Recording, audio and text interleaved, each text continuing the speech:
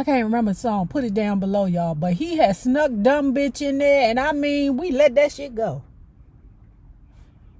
That's who that nigga was for real. He was singing to us and calling us dumb bitches.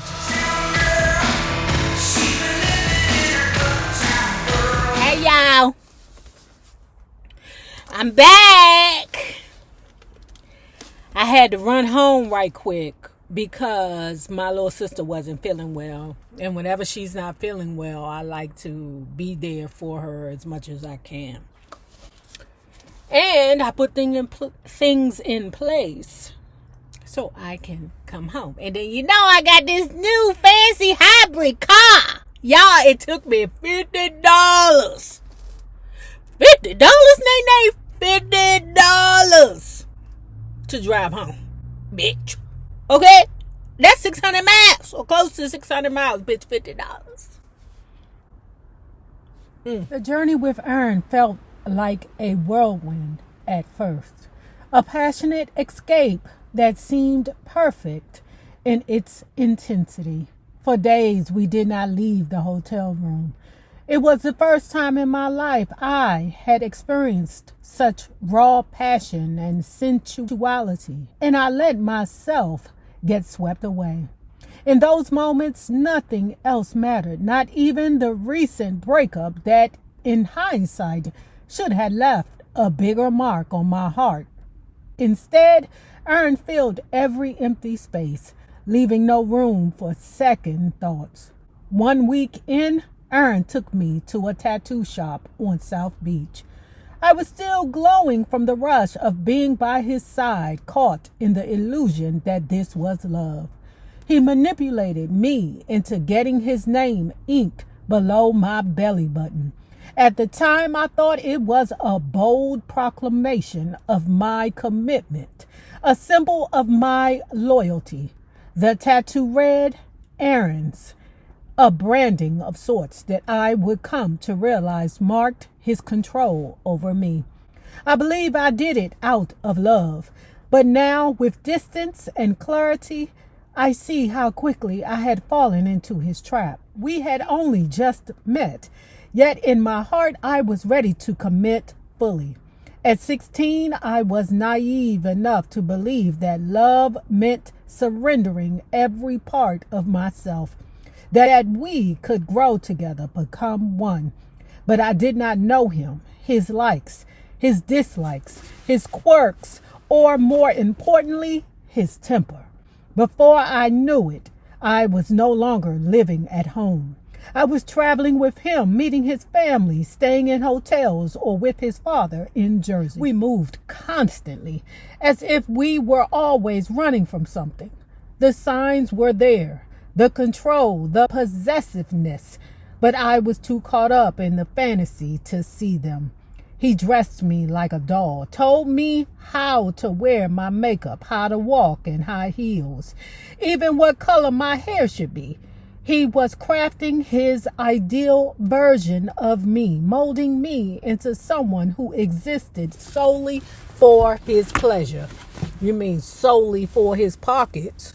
That nigga, man, that damn Ern Hall was turning her into a prostitute. God gonna get you, Ern Hall. Okay, so I've made it clear before that I don't have issues with pimps, because I feel like some women fall like on the spectrum and they have no guidance. They just out here sleeping with men just because it's something to do. And sometimes I feel like they need managers because the system is not doing it. Yes, you have some pimps that take advantage of them, but you also have pimps that take good care of their hoes. Make sure that they have no warrants, no STDs. Just make sure that all things are in place for them, where they, if they get high, they don't deal with them at all. But then you got this other kind of pimp that I just can't stand. This kind of pimp, they call them gorilla pimps. Martina was like, what's his name? Kenny Red. he put a mark on DC, but Kenny Red was a gorilla / finesse pimp. Unfortunately, some women, they equate love with getting their head busted in. And it ain't just prostitutes, it's regular bitches too. Now, it ain't me. Cause I told my brother the other day, I said, baby, you ain't ever got to worry about me messing with a ninja that put his hands on me. If a man ever put his hands on me, don't you worry about it. Just sit back, because I'm going to get that motherfucker. You hear me? I'm going to get him. And I don't know if you know this, but it ain't no revenge like a Libra revenge. Your ass be got and don't even know it. Because I believe was trying to pimp women years ago. You know, like, I believe that was what was in his soul. And somebody in my comments had said, Nay, I used to love Guy. But when I seen that video, I became disgusted with Ern. I see anybody that's Spanish, I'm going to grab them. I ain't going to ask if you holding the hand all loose and you holding a conversation with a nigga. I'm going to take your bitch. She chose up already. Now, she want to go renegade? Go renegade, bitch. Oh, me too. Me too. I said, this can't be... Let's chill, let's settle down. That's what I wanna do. And remember when he said that song, dumb bitch? I forget the name of that song. And everybody was like, did he just say dumb bitch? Did he just get away with that? That's the nigga who she was dating. I can't remember the song. Put it down below, y'all. But he had snuck dumb bitch in there. And I mean, we let that shit go. That's who that nigga was, for real. He was singing to us and calling us dumb bitches. The more I read, the more I see so many young girls, so many specks of myself, of my friends that grew up in this type of environment. And it breaks my heart. He had dogs, large and intimidating. Oh, he talked about this on DJ Vlad. That nasty motherfucker had trained the dogs to not let her out of their sight. He had trained the dogs to keep Gloria Velez hostage. I know you fucking lying. I would have shot one of them dogs in the head. And I ain't no dog shooter. Okay, y'all know my heart is broken because I don't have my dogs anymore because of this breakup. Funky. The illusion of love. It is terrifying how fast something that feels like love can turn into something else entirely. I look back on that time now and it scares me how easily I got swept away. How quickly I mistook attention for affection, control for care, obsession for love. I was only 16, still a girl, still figuring out how I was, and yet I was already being groomed to become someone else's idea of perfection. Aaron did not fall in love with me. He fell in love with what he could shape me into, what I represented. And I, in my hunger for belonging, led him. I confused possession for protection, branding for commitment, dominance for devotion. The tattoo below my belly button was not just ink. It was the start of me being erased. At that age, you do not always know you are in danger when it comes with flowers and kisses and whispered promises of forever. But danger has a way of revealing itself slowly and painfully. And when it did, it left bruises, not always on my skin, but on my sense of self, my intuition, my ability to trust. Man, keep in mind, y'all, mental abuse is just as tormenting as physical. Okay?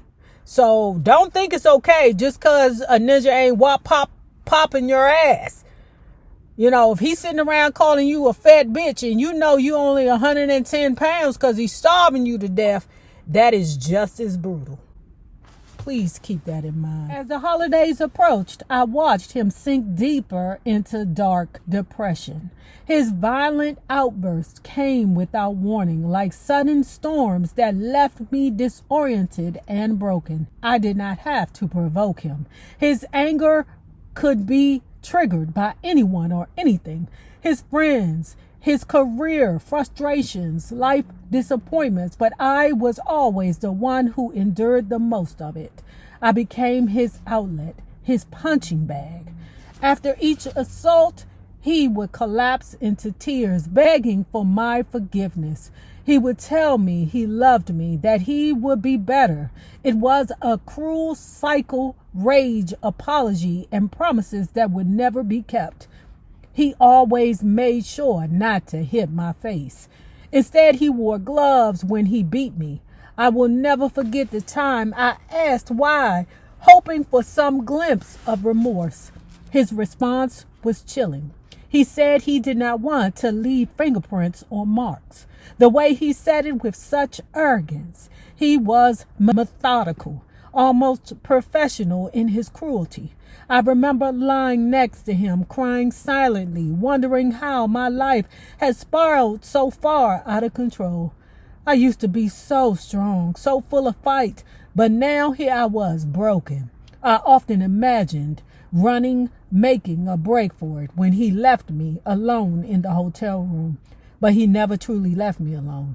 He left his dogs behind, their sharp barks and growls keeping me trapped on the bed, too scared to move. I would have shitted in that bed. What's that smell? It's shit!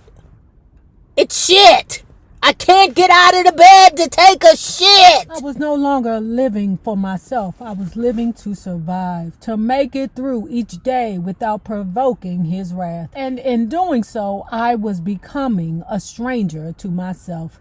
The other part of me, the one that still held onto who I used to be, was screaming for me to run. That voice, quiet at first, grew louder with each passing day.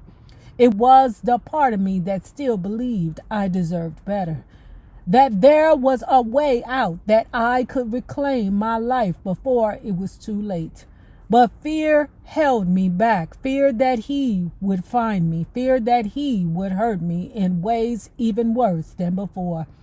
The truth was I was trapped, not just by him, but by the cycle of abuse and manipulation he had woven around me so tightly. He knew how to keep me close, alternating between violence and remorse, rage and tenderness. He kept me teetering on the edge of hope and despair. For Thanksgiving, we spent it with Aaron's father and his two brothers, Damien and Darren. At first, everything was calm, peaceful, almost enjoyable. It felt like a brief glimpse of normalcy, like things could be different, but that peace did not last long.